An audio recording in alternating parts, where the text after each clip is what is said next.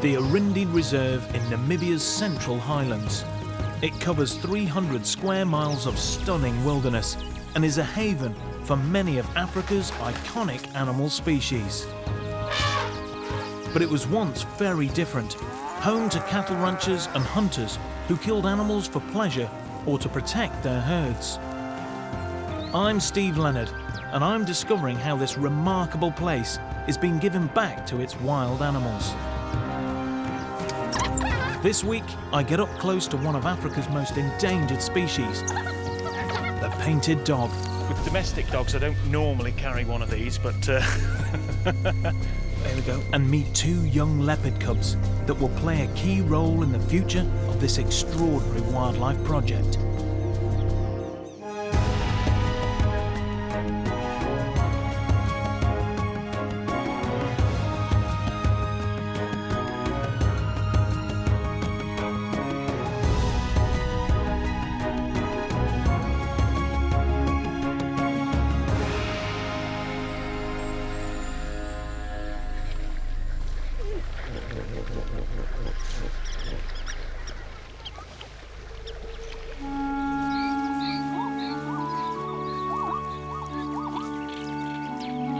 Here in Namibia's spectacular Central Highlands, I've been given a unique opportunity to see an animal kingdom being brought to life.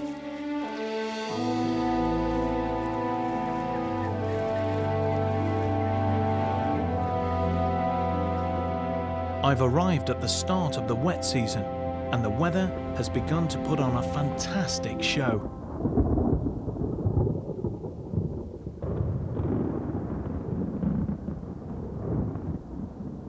Did you see that? I've never been in a place that has had so much electrical storm activity. Virtually every single day, we're being peppered with lightning around here, and an unseasonable amount of rain.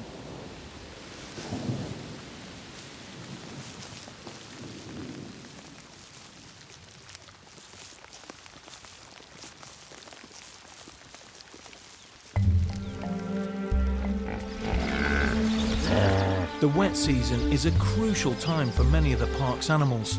Some, like the weaver birds, take the opportunity to breed, while many game species time the birth of their young to coincide with the best grazing conditions.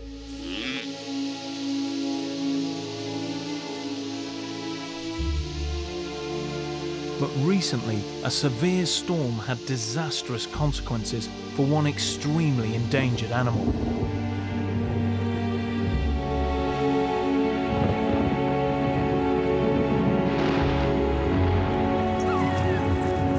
The reserve's archive footage shows their only pack of endangered painted or wild dogs.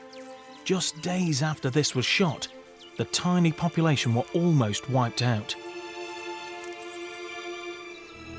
This bush is the site of Arindi's greatest tragedy.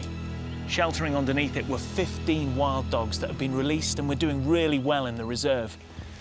Now, bushes are great for protection against rain, but they're a really bad idea when there's lightning about.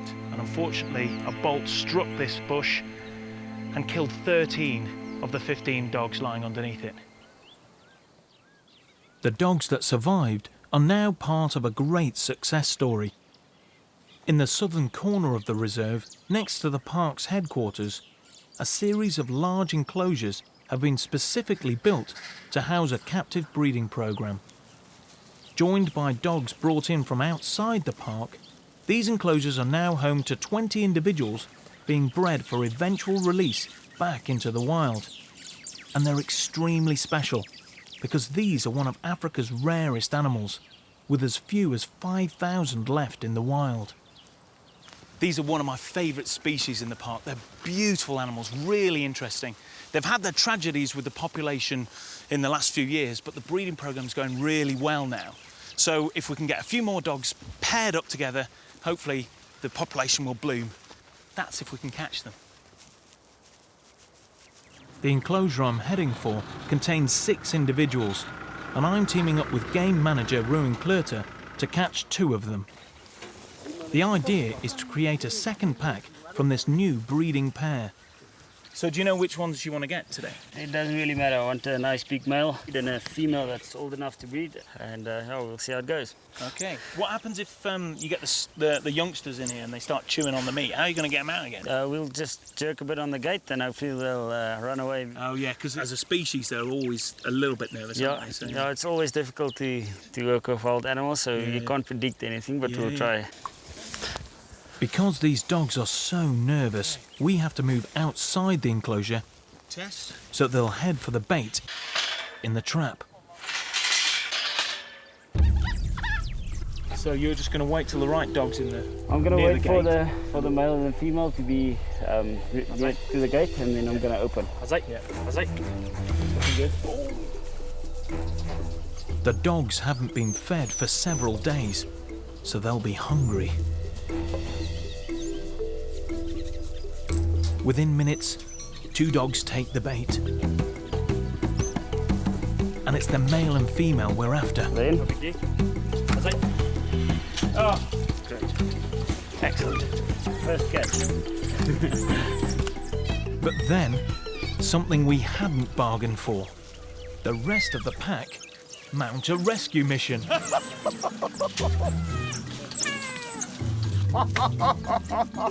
Now you didn't plan for that. These are very clever dogs. They've obviously worked out how this trap works. We could have very easily lost them then. Thankfully, the 2 adults remain safely in the trap. Now for the tricky task of getting the trap out of the enclosure. We've had to call in reinforcements. Obviously putting the cage in is one thing, but getting it out again is going to be even more difficult because there's now meat in there and 2 dogs inside it.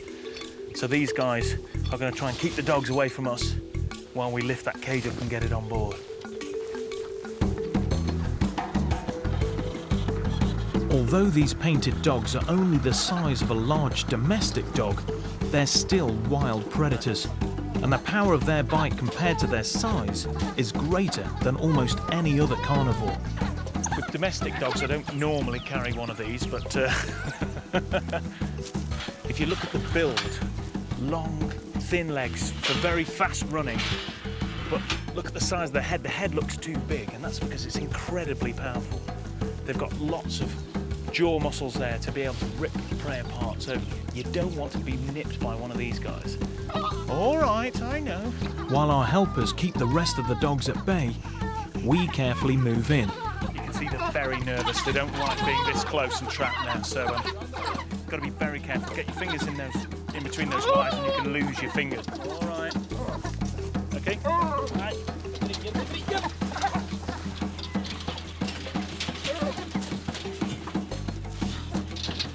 Okay. Steady, steady, steady, steady, steady, steady, steady. Just minutes later, we're underway, heading for the new enclosure a couple of miles to the east.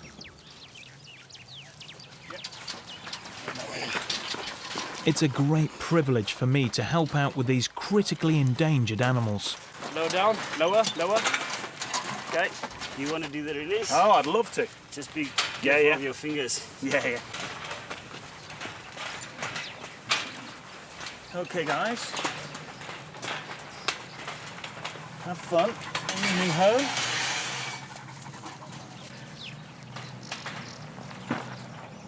It'll take a bit of time to get used to, but I'm sure they'll settle in fine. All right. Job done. Great. So now it's just up to them. Yep. I must do the rest. Yes. Hopefully at the end we'll have a good pack that we can release. And wild dogs is all about numbers, isn't it? In terms of if there's plenty of them, they're more likely to be able to secure a kill and then look after it and protect it against other hyenas and lions and such. Definitely, they survive better the more they are.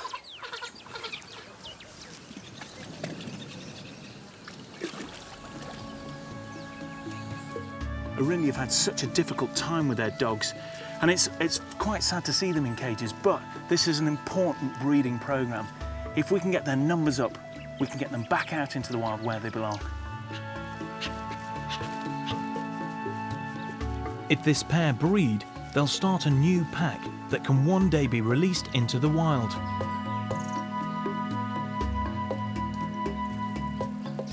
Once again, the painted dog will be roaming free on this incredible reserve.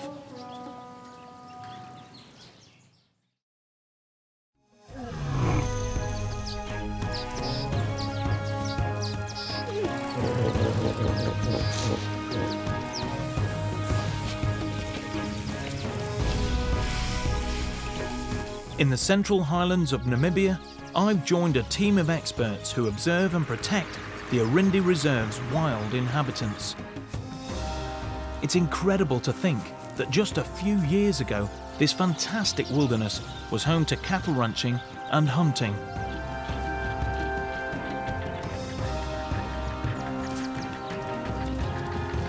Back then, many of the reserve's game animals remained in small numbers, although they were seen in a very different light. It's amazing to think that even when this place was farmland, they're sort of pest species where we would be worried about some rabbits and stuff. They're giraffe and oryx. It's hard to imagine these animals as unwanted, but now the park's grazing animals are thriving. Over 400 giraffe, herds of springbok, oryx, zebra, and a large variety of antelopes. All food for one of the world's most adaptable but secretive predators, the leopard. I've joined expert Natasha Dvorinin to help with a world-renowned leopard study. I hope to see a unique leopard she's been following since its birth. This is Honey, a 3-year-old female who's wearing a radio collar that transmits a signal, letting Natasha know where she is, so there's a good chance we can find her. From our vantage point, high on a rocky outcrop, we can see Honey's territory. We've picked up more than her radio signal. Well, the good news is that the elevation has allowed us to pinpoint where the local leopards are, but also some lions, and they're only just down here. And that's the thing about being out in this country, is that they could be anywhere. And these are the ones that we know are here because they've got radio collars on. There are plenty more without.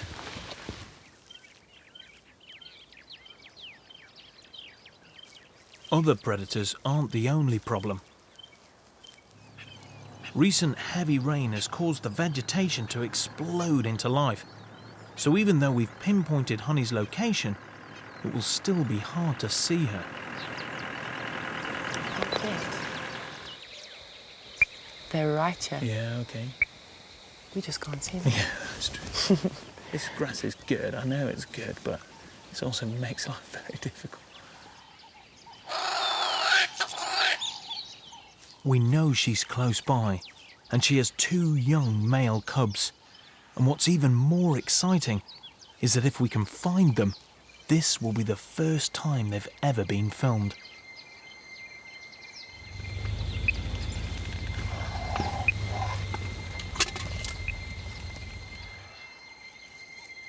Suddenly, Honey appears. Tree. There we go. Oh, yes. Look at that.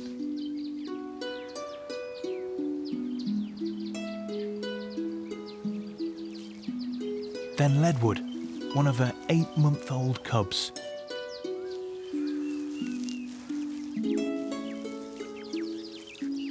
So we've seen one of the cubs here. Yep. Now, where's the other one likely to be? In this area, obviously they're stick together, like glued still. Yes, although the one cub, the one that we've seen, is very brave. Very, very brave, and he tends to come out and have a look at the vehicles. The other cub, as the vehicles come in, the other cub tends to run away. Right. And disappears for 1 hour, even 2 hours at a time. Oh, okay. While the other one hangs about and Mom hangs about. And when Honey starts getting frustrated that the other cubs are missing, she'll start calling it. Right. Having spent almost every day of her life with Natasha, Honey is incredibly relaxed, a sign of their extraordinary bond. Oh, you know what? That's the other cub. That's the shy one. Yeah. Then, incredibly, her second cub, Imberbe, emerges from the long grass. Getting this close to a leopard mother and her cubs is an awe-inspiring experience and a dangerous one. Despite her relationship with Natasha, Honey is still a deadly predator. Oh, bit of playing. Cubs are playing.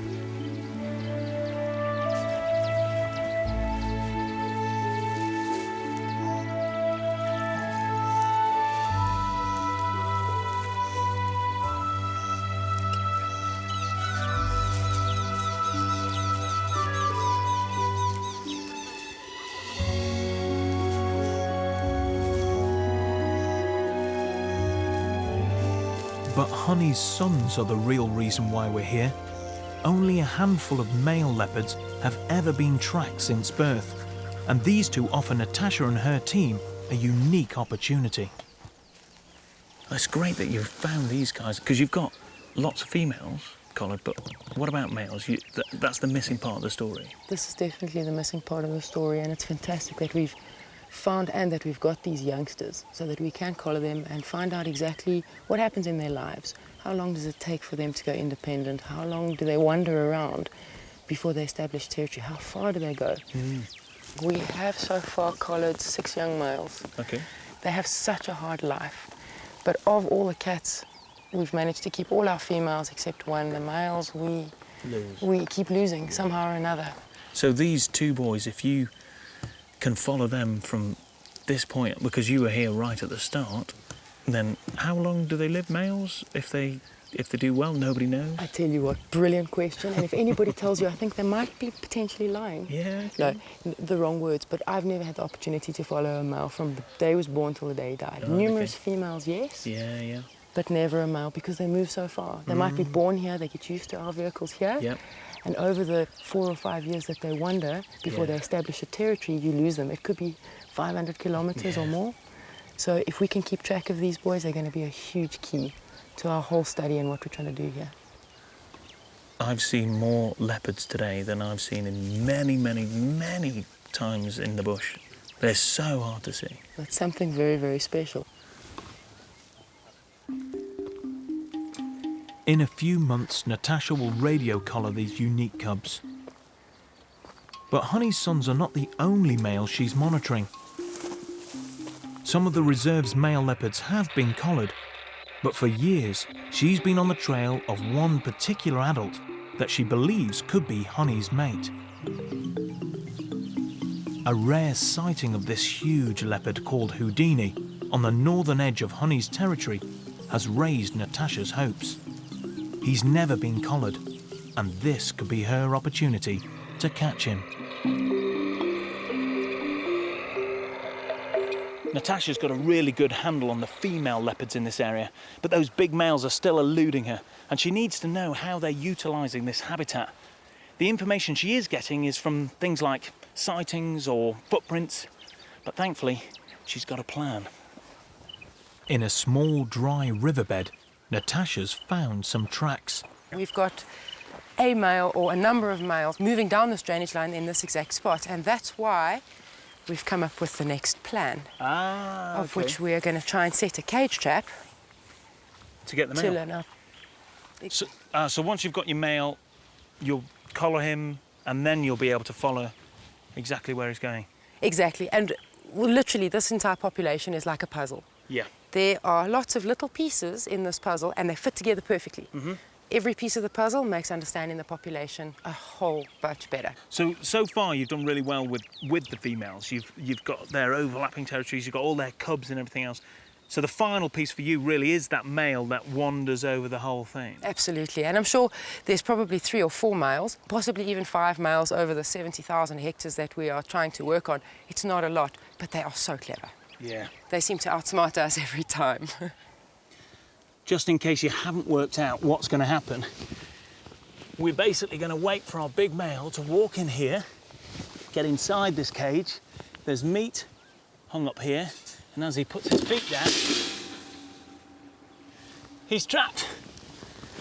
And if you're worried about his big bushy tail, don't be. Each end has got this gap here, so it won't get caught. And I guess it's going to be whipped in pretty soon once he hears that noise. And then we just have to turn up in the morning and hope that he's still in. All So what we need to do is push it The next part of the plan through that one if possible. is to bait the trap. Then I have to ask you Yeah. to help me hold it. Okay. Sorry. Do you feel like you're doing your afternoon gym session? Heavy, smelly thing. An Not insult getting to your lighter. senses. Yeah. Oh. Some days I love my job. And other days? Yeah. Wow. With the trap set, the final task is to rig a camera so we can see what visits overnight.